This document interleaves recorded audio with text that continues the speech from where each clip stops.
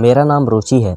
मेरी उम्र 22 साल है और मैं छत्तीसगढ़ में रहती हूँ। मुझे ना जाने ऐसा क्यों लग रहा था कि मैं सब नॉर्मली है या फिर यह सब कुछ ज़्यादा दिनों के लिए नहीं है। यही सब सोच कर मेरे सर में बुरी तरह से दर्द हो रहा था। मुझे ऐसा लग रहा था कि अगर मैं एक दिन भी इस आदमी के साथ रही तो मैं पागल हो जाऊँगी। कभी कभी मुझे लगता था कि मैं एक पागल औरत हूँ, लेकिन कभी कभी मुझे ऐसा लगता था कि मेरा पति ही पागल आदमी है। मैं डिसाइड नहीं कर पा रही थी कि हम दोनों में से कौन नॉर्मल था और कौन नहीं। एक फिटकरी थी जो मेरी ज़िंदगी की सबसे बड़ी मुसीबत बन चुकी थी। कोई सोच भी नहीं सकता था कि एक छोटी सी सफ़ेद रंग की फिटकरी ने मेरी ज़िंदगी में जीना दुश्वार कर दिया था। रोज़ मेरा पति एक नई तरह की फिटकरी घर में लेकर आता था और उसे इतना संभाल कर रखता था कि जैसे वह कोई हीरा या बारात हो। वह पागलों की तरह 10 मिनट बाद आकर अपनी फिटकरी का ध्यान रखता था कि कहीं फिटकरी ख़राब ना हो गई हो, और कहीं कोई फिटकरी की चोरी करके तो नहीं ले गया, और कहीं कोई चीज़ फिटकरी के ऊपर तो नहीं गिर गई जिससे फिटकरी वेस्ट हो जाए। जब बार बार अपनी लाइफ हुई फिटकरी का ध्यान करता था। कभी उसे लाकर में रखता, तो कभी उसे कप बोर्ड में रख देता, तो कभी उसे सूटकेस में संभाल कर रख देता था, तो कभी किचन में आते आते डिब्बे में छुपा कर रख देता था।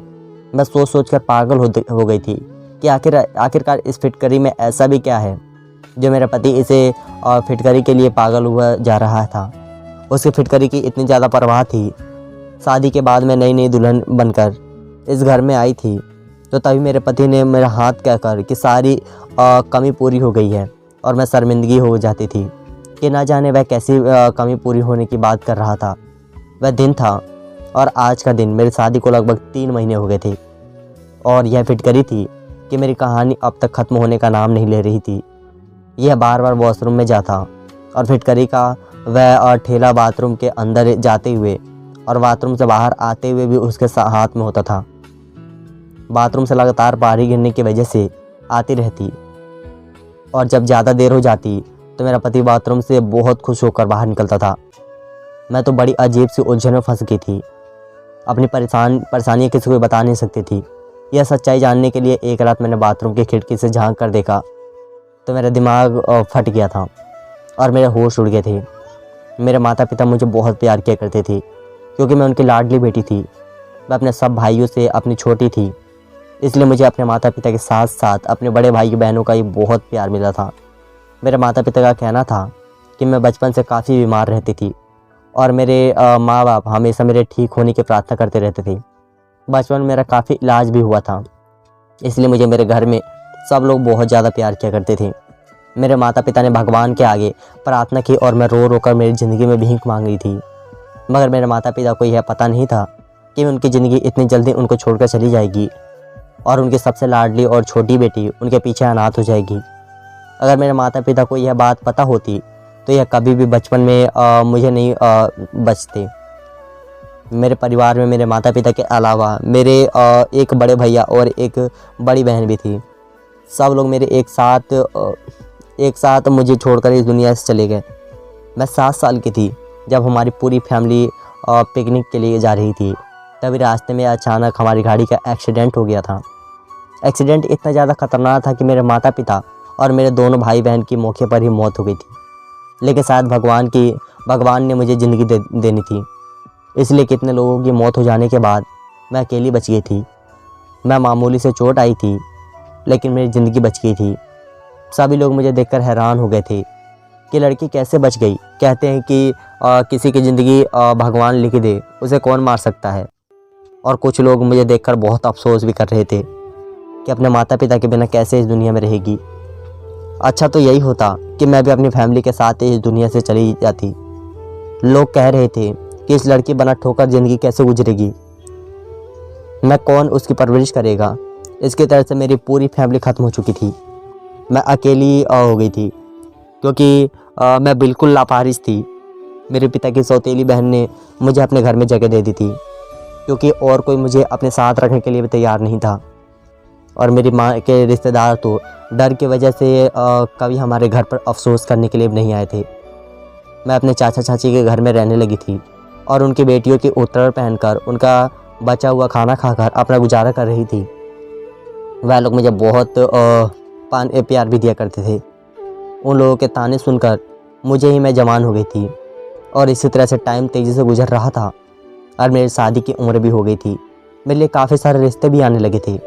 मुझे ऐसा लगता था मेरे लिए रिश्ते आते ही मेरी चाची परेशान हो जाती थी। मेरी चाची ने मुझे जान छुड़वाने के लिए मेरी शादीशुदा एक इंसान से कर दी जिसको मैं जानती तक नहीं थी। फिर भी मैंने सोचा कि चाची के इस घर पर मुझे सारा दिन नौकरानी की तरह काम करना पड़ता था, इसलिए बेहतर तो यही होगा कि मैं अपने पति के घर काम करूं और उसकी सेवा करूं। जब मैं अपने होने वाले पति को देखा तो लड़का काफ़ी हैंडसम और स्मार्ट था, लेकिन मैं बेफिक्र हो गई थी। फिर सुना कि लड़के वालों का अपना घर है, तो इस बात से मैं और भी ज़्यादा खुश हो गई थी। चाची ने तो अपनी जान से छुटकारा पाने के लिए मेरी शादी जल्दीबाजी में कर दी थी, क्योंकि मैं बहुत ज़्यादा खूबसूरत थी। मेरी और मेरी चाची की बेटियां मुझसे ज़्यादा खूबसूरत नहीं थी, इसलिए चाची जलन की वजह से मुझे जल्द से जल्द विदा करना चाहती थी ताकि उनकी बेटियों के लिए आगे का रास्ता साफ हो सके। विदाई के टाइम पर चाचा ने मुझसे कहा कि अपना ससुराल में ही रहना, मेरे घर आने की कोई ज़रूरत नहीं है। मेरे पास तो इतने पैसे नहीं हैं कि मैं तुम्हारा खर्चा उठा सकूं। जैसे भी हालात हो तो मैं अपने ससुराल में ही रहना है, और अगर तुम्हारी ससुराल में तुम्हें कोई परेशानी लगे तो चुपचाप उसे बर्दाश्त करना। तलाकशुदा बनकर अपने घर पर आने की कोई ज़रूरत नहीं। चाचा की यह बात ने मुझे बहुत परेशान कर दिया था। इस तरह की बातें न जान मुझसे क्यों कर रहे थे। अभी तो मेरी विदाई भी पूरी नहीं हुई थी और वह तलाक तक पहुंच गई थी। आखिर वह ऐसा क्यों कह रहे थे? क्या लड़के में कोई ख़राबी थी? यही उसके घर वालों में कोई गड़बड़ थी? मेरे दिमाग में अजीब अजीब तरह के सवाल पैदा होने लगे थे, और इन्हीं सवालों को रोते हुए जब मैं अपने ससुराल विदा होकर चली गई तो शादी की पहली रात ही मुझे अंदाज़ा हो गया था कि चाचा इस तरह की बातें क्यों कर रहे थे। जिस लड़के के पति ने शादी की पहली रात उसके साथ रिलेशनशिप बनाने के बजाय सारी रात बाथरूम में जाकर गुजार दी, तो उसके दिमागी हालात क्या होगी। शर्म की वजह से यह सवाल मैं अपने पति से कर भी नहीं सकती थी, क्योंकि मैं नई नवेली दुल्हन थी, और नई नवेली दुल्हन ऐसी बात करती तो उन्होंने ऐसा नहीं किया और सारी रात बाथरूम में क्यों गुजार रहे थे, तो यह बात गलत हो जाती। मैंने सोचा कि मैं तो सो गई थी, हो सकता है कि वह भी आकर सो गए होंगे। शायद बहुत सुबह को यह दोबारा बाथरूम में नहाने के लिए चले गए हो। बस यही सोचकर मैं अपने दिल को तसल्ली दे रही थी, लेकिन यह तसल्ली किसी भी काम की नहीं थी जब रोज़ाना कमरे में मेरा पति यही अजीबोगरीब तरह की हरकतें करने लग जाता था।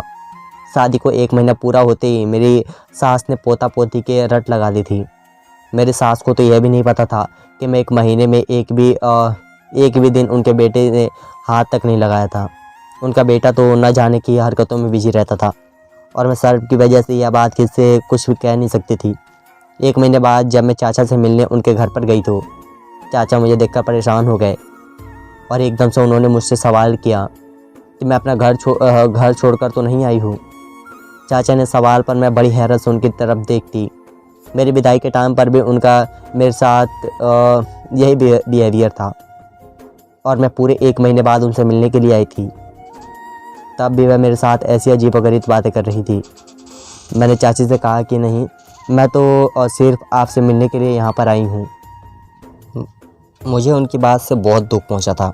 मैंने अपना सारा बचपन और लड़कपन इस घर में गुजारा था। मुझे इस घर में बहुत ज़्यादा लगाव था। क्या मेरा इतना भी हक नहीं बनता था कि मैं इस घर में अपने चाचा चाची से मिलने के लिए भी कभी कभी आ जाऊँ? मैं उदास होकर अपने घर में वापस आ गई थी, और इधर देखा कि मेरे पति फिटकरी उठाकर बाथरूम में चला जा रहा था। अपने पति की तो कभी दिखाई नहीं देती थी कि इस घर में अपने पति के लिए बस मामूली सी थी। वह अपनी पत्नी से ज़्यादा फिटकरी से मोहब्बत करता था। कभी कभी तो मैं सोचती थी कि मैं खामोश रहूं और अपने गुस्से पर कंट्रोल करूं, और इसी अपनी किस्मत में लिखा हुआ समझकर अपने भाग्य के साथ समझौता कर लूं।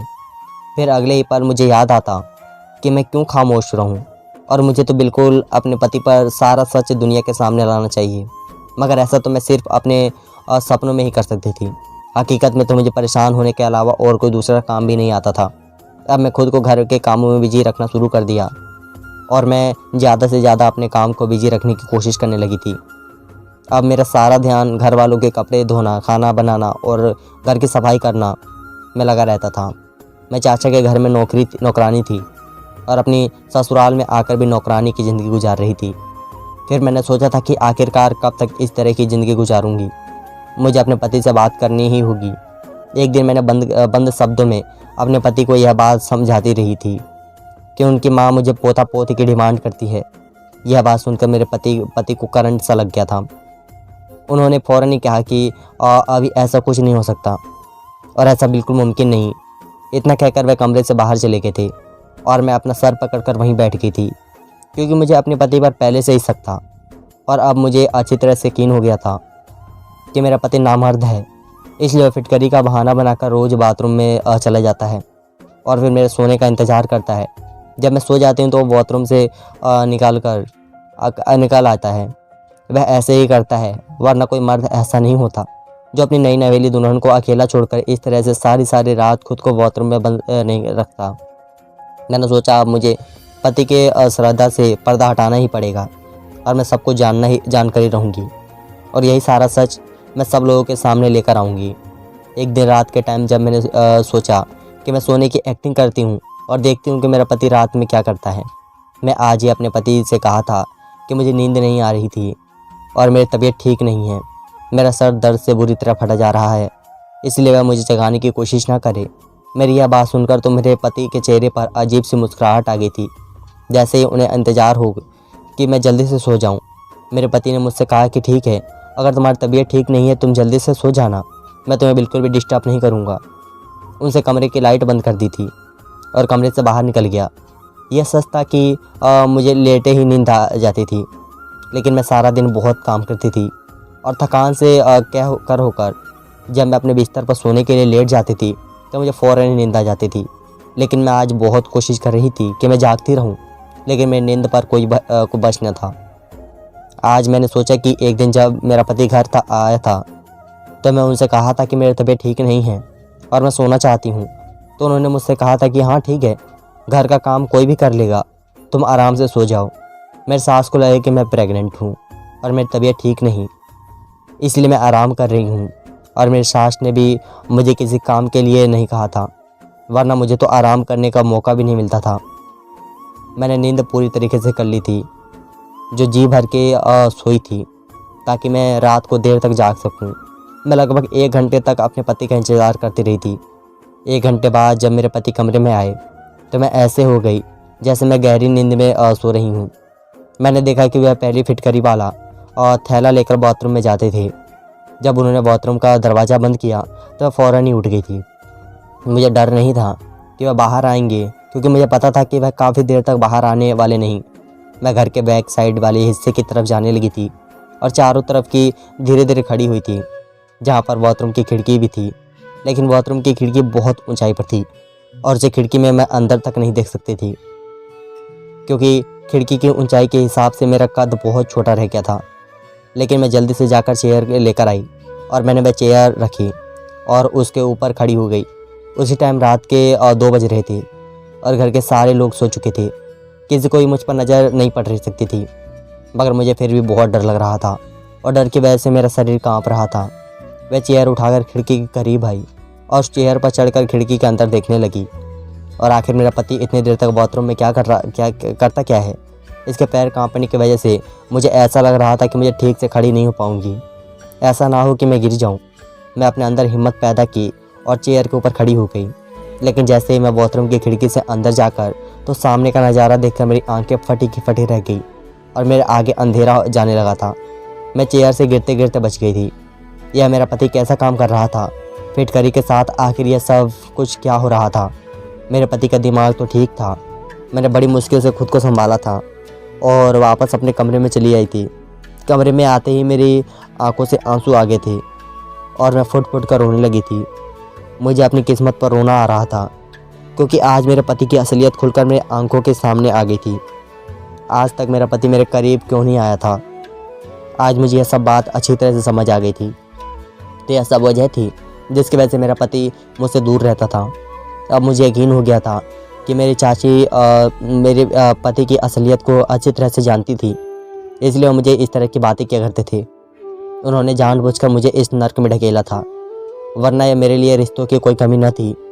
मैं बहुत खूबसूरत थी, जिसकी वजह से लोग मुझे देखते ही पसंद कर लिया करते थे। और चाचा के सिर्फ इस बात का डर था कि कहीं मुझे उनकी बेटियों से ज़्यादा अच्छा रिश्ता ना मिल जाए, इसलिए उन्होंने मेरी शादी इस आदमी के साथ करवा दी थी। मैंने सोच लिया था कि मैं अभी भी अपनी चाची को माफ़ नहीं करूँगी। उनको रोकने के बाद तो भगवान के सामने जवाब देना ही पड़ेगा।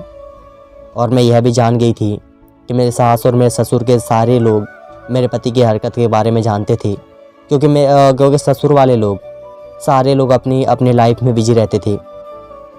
किसी को भी अपनी फुर्सत नहीं थी कि वह किसी की ज़िंदगी में झांक कर देखे कि वह क्या कर रहा है और किस लिए कर रहा है। सिर्फ यही वजह थी कि मेरे पति आज तक किसी से नज़र नहीं रखी थी, बस उनकी शादी करवाना अपना कर्तव्य समझा और ऐसे इंसान से मेरी शादी करवा कर अपनी ज़िंदगी बर्बाद कर दी थी। ज़्यादातर पेरेंट्स को ऐसा लगता था कि वे अपनी औलाद से शादी करवाने के बाद अपनी सारी जिम्मेदारियों से फ्री हो जाते हैं, बस हर हाल में शादी कर देते हैं। यह बात जाने बिना ही उनका बेटा शादी करने के लायक है। अभी यही नहीं, बस किसी लड़के के पल्ले अपने लड़की को बांधकर उसे मासूम लड़की की ज़िंदगी को बर्बाद कर देते हैं। और लड़का अपनी बदनामी होने की वजह से किसी को बताता नहीं कि मुझे क्या परेशानी है, मैं नामर्द हूँ और मैं शादी के काबिल नहीं हूँ। किसी वजह से मुझ जैसी लावारिस और मासूम लड़कियों के डर से ठोकरें खाकर ऐसा करके ज़िंदगी गुजारती रहती। और उस टाइम की लड़की नहीं थी कि मैं चुप रहने वालों में से बिल्कुल भी नहीं थी। मैं खामोश रहकर मुझे थोड़ी ना थोड़ी कोई अवार्ड मिलने वाला था, बल्कि मेरे ससुर वाले सारी उम्र मेरी होने ना होने के ताने देते रहते और उन्हें 5 कहा जाता कि मैं सोच कर बहुत आगे निकल गई आई थी। और अब परेशानी यह थी कि मैं क्या करती और कहाँ जाती। मेरे पास तो अपना सर छुपाने के लिए कोई दूसरा जगह भी मौजूद नहीं थी। और उधर चाचा के घर में चाची ने भी मुझे उनके घर पर जाने के लिए मना कर दिया था। मैंने डिसाइड कर लिया था कि मैं खामोश नहीं रहूँगी। मैं बहुत बर्दाश्त कर लिया था, लेकिन अब कुछ भी बर्दाश्त करने के लिए नहीं बचा था। मेरे आगे पीछे कोई नहीं था, तो इसका क्या मतलब कि मेरे पति मुझे धोखे में रखा। और मैं इंतज़ार में थी कि मेरा पति बाथरूम से बाहर आ जाए। बहुत देर बाद जब मेरा पति बाथरूम में आया तो मुझे जागता हुआ देखकर वह चौंक गया था। मैंने गुस्से से अपने पति का गिरबान पकड़ लिया और उसे चिल्लाते हुए कहा कि तुमने मेरे साथ ऐसा क्यों किया और तुमने सारी सच्चाई मुझसे क्यों छुपाई। मेरे पति एकदम अनजान बन गया। वह ऐसे एक्टिंग कर रहा था जैसे मुझे कुछ पता ही ना हो। उसके हरकत पर मेरा मन कर रहा था कि मैं उसे जान से मार डालूं। उसे नहीं पता था कि मैं उसे एक्टिंग मेरे सामने कर रहा है। मैं उसे एक्टिंग को अच्छी तरह से समझ गई थी। वह मेरे सामने मासूम बनने की कोशिश कर रहा था, लेकिन वह मासूम नहीं था, बल्कि वह तो एक बहुत बड़ा चालाक आदमी था और चालाकी से ही मेरे साथ रह रहा था। मुझे बिल्कुल समझ नहीं आ रहा था कि आखिर कोई तो वजह होगी जिसकी वजह से वह अभी तक मेरे करीब नहीं आया था। और शायद यही वजह थी कि वह नामर्द है। लेकिन मेरा पति मुझे यह बात बताने को बहुत डर रहा था कि उसके हंस होगी और उसकी मजाक बनाएंगे, इसलिए उसके शादी अपना सारा एग्ज़ाम अपने पति पर डालने के बारे में सोचा होगा। मेरे दिमाग में बार बार अजीब तरह के ख्याल आ रहे थे। अब मेरी शादी को 3 महीने हो गए थे और पिछले 3 महीने से मैं लगातार डिप्रेशन का शिकार हो रही थी। आज तक मैं अपने पति का गिरबान पकड़कर उसे सवाल कर रही थी, तो वह हैरत में मुझे देख रहा था, जैसे उसे यकीन ना आ रहा था कि मैं उसका झूठ पकड़ लिया है। वह हक्का बक्का होकर मुझे देखे जा रहा था। जब मेरे पति ने मुझसे कोई जवाब नहीं दिया तो उसे कोई जवाब नहीं मिल सका, तो मैंने फ़ौरन ही अपना सामान पैक करना शुरू कर दिया। मैंने अपने पति से कहा कि तुम्हें शर्म आनी चाहिए, तुम इस तरह के घटिया काम करते हो। तुम जैसे नामर्द आदमी के साथ नहीं रहना चाहती और यही वजह है कि तुम इस घटिया फिटकरी की अपनी जान से भी ज़्यादा संभाल कर रखते हो। मेरा पति अभी हैरान सा खड़ा होकर मुझे सारी बातें खामोशी से सुन रहा था, मगर ऐसा लग रहा था जैसे वह मेरी बातों को समझ नहीं पा रहा था और वह काफ़ी साइड लग रहा था कि मैंने सारी बातों को जान चुकी थी। और अपने पति को हैरान और परेशान देखकर अपना सामान पैक करके दरवाजे की तरफ जाने लगी थी और घर से बाहर निकल गई थी। सारे घर वाले सो रहे थे। अभी मैं घर के गेट तक नहीं पहुंची थी कि मेरा पति भागता हुआ मेरे पीछे आया और ज़बरदस्ती मेरा हाथ पकड़कर मुझे अंदर घर चीरता हुआ मेरे कमरे में लेकर चला गया। मैं शोर मचाने की कोशिश की तो उसने मेरे मुंह पे हाथ रख लिया। उसने मेरी आवाज़ निकालनी बंद कर दी गई थी और हल्की हल्की आवाज़ से मुझे खामोश रहने के लिए कहता रहा और मुझे कमरे में लेकर आ गया और बेड पर बैठने को कहा। उसने कमरे के दरवाजे को अंदर से बंद कर दिया। मुझे अपने पति पर बहुत गुस्सा आ रहा था। मैं एकदम दरवाजे की तरफ जा रही थी, मगर उसने फिर मुझसे पकड़कर बेड पर पटक दिया और उसने कहा कि अब क्या तमाशा लगा रखा है तुमने, मेरी बात एक बार में समझ नहीं आती। मैंने तुमसे कहा है कि खामोश रहो, बस एक बार तसल्ली से बैठो, मेरी सारी बातें सुन लो। और तुम इस टाइम रात के इतने अंधेरे में कहाँ पर जाओगी? क्या तुम लोगों के बारे में हमारे बारे में बातें करने का मौका देना चाहती हो? अपनी पत्नी की कही हुई बात पर मैं और भी ज़्यादा गुस्सा करने लगी थी और कहा कि तुम्हें क्या लगता है तुम लोगों से बच छुप कर रहोगे? सच ज़्यादा दिन तक छुप नहीं सकता और दुनिया वालों के सामने आ ही जाएगा। अगले ही पल मैं थप्पड़ का दर्द बुलाकर अपने पति के सामने आकर खड़ी हो गई और कहने लगी कि तुम्हारे थप्पड़ मारने पर भी मुझे इस घर में अवॉइड नहीं कर सकती। मैं चिल्ला कर अपने पति से बात करना शुरू कर दिया। मेरे पति ने फिर से यह कहा कि हल्की आवाज़ में बात करो वरना सारे लोग यहाँ पर आ जाएंगे। और पति को बहुत गुस्सा आ रहा था और उसकी आंखों से गुस्से भरे एक्सप्रेशन साफ देखे जा रहे थे। मेरे पति ने कहा कि तुम जैसा सोच रही हो वैसा कुछ भी नहीं है, शायद तुम्हें गलतफहमी हुई है। मैं नामर्द नहीं हूँ, तुम अपने दिमाग में सोचना बंद कर दो। मैं नामर्द नहीं हूँ, बल्कि मैं बहुत बड़ी बीमारी का शिकार हूँ, जिसकी वजह से एक वैद्य ने मुझे इलाज के बारे में बताया था कि मैं फिटकरी के इस्तेमाल से जल्द सेहतमंद हो जाऊँगा। पहले तो मैं बिल्कुल ठीक था, लेकिन पिछले 6 महीने से मेरे शरीर में बुरी तरह से खुजली हो रही थी और धीरे धीरे बदबू भी पैदा होने लगी थी और इस वजह से मेरे करीब कोई नहीं आता था। मैंने अपने इस बीमारी का इस तरह से इलाज किया, बड़े से बड़े डॉक्टर को दिखाया और काफ़ी सारी महंगी दवाइयाँ का भी इस्तेमाल किया। नेट से देखकर हर गूगल उपाय भी इस्तेमाल किया, लेकिन मुझे सिर्फ नॉर्मल से ही फ़ायदा होता था। मगर अब मेरी यह बीमारी काफ़ी हद तक बढ़ गई थी और मुझे बहुत दिक्कत का सामना करना पड़ रहा था। काफ़ी बड़े बड़े डॉक्टर को दिखाया तो उन्होंने बताया कि मेरे फ़ोन में इन्फेक्शन हो गया है और कुछ सालों पहले जब मेरी पहली तबीयत ख़राब हुई थी तो मुझे खून की ज़रूरत पड़ गई थी। तब डॉक्टर के कहने पर मुझे एक आदमी ने खून दिया था, तभी से मैं इस बीमारी का शिकार हो गया हूँ। डॉक्टर का कहना है कि मैं उस आदमी के खून की एलर्जी थी, जिससे मेरे खून की भी इन्फेक्शन हो गया और मेरी सारी बॉडी पर एलर्जी हो गई। उस आदमी का खून मुझे सूट नहीं किया और तभी से मैं इस हाल में हूँ। डॉक्टर ने बताया कि अगर आप किसी के करीब जाओगे तो आपकी बीमारी किसी दूसरे को भी लग सकती है, इसलिए मैं तुम्हारे करीब नहीं आता था। फिटकरी का इस्तेमाल करने से मुझे कुछ घंटे के लिए सुकून मिल जाता था, मगर परेशानी सिर्फ एलर्जी ही नहीं थी। एक परेशानी यह भी थी कि अगर मैं तुम्हारे करीब आता तो मेरी भी बीमारी तुम्हें ही लग जाती सकती थी। यह कोई मामूली बीमारी नहीं, बल्कि बहुत बुरी और फैलने वाली बीमारी है। मैं तुम्हें भी अपने जैसा नहीं करना चाहता था। मेरी इलाज तो काफ़ी टाइम से चल रहा था, लेकिन धीरे धीरे मेरी परेशानी चलती जा रही थी। मुझे किसी ने एक मशहूर वैद्य के बारे में बताया, जो मैं उसके कहने के मुताबिक उसे वैद्य के पास चला गया था और जब वैद्य से मुलाकात की तो उन्होंने मेरी पूरी तरह से चेकअप किया और मुझे यकीन दिलाया कि मैं जल्दी से जल्दी ठीक हो जाऊंगा। इस वैद्य ने मेरा इलाज करना शुरू कर दिया था और इधर मेरे घर वाले ने मेरी ज़िंदगी का हंगामा किया हुआ था, क्योंकि मेरी एक बहन ननद से आई हुई थी और उससे मेरी शादी अटेंड करना बहुत ज़रूरी था, क्योंकि फिर कुछ सालों तक मेरी बहन का यहाँ पर आना मुमकिन नहीं था। मैंने अपने माता पिता को बहुत इनकार किया कि मैं अभी शादी करने के लिए तैयार नहीं हूँ, लेकिन मेरी किसी ने एक भी ना सुनी और मेरी शादी को डेट भी मुझसे बिना पूछे ही तय कर दी। इसी तरह से हमारी शादी भी हो गई। जब विवेक जी के पास गया और मैंने उन्हें बताया कि आप मेरी शादी होने वाली है, तो उन्होंने कहा कि अभी 2-3 महीने तक तुम्हारी शादी नहीं होनी चाहिए थी। जब तक इलाज पूरा नहीं हो जाता तब तक मैं तुम्हें किसी करीब नहीं जाना। मैं अपने फैमिली के हर मेंबर से भी दूरी बना कर ही किया करता था और ना ही उन लोगों के साथ उठता बैठता था। फिलहाल मेरी शादी की डेट तो फिक्स हो गई थी।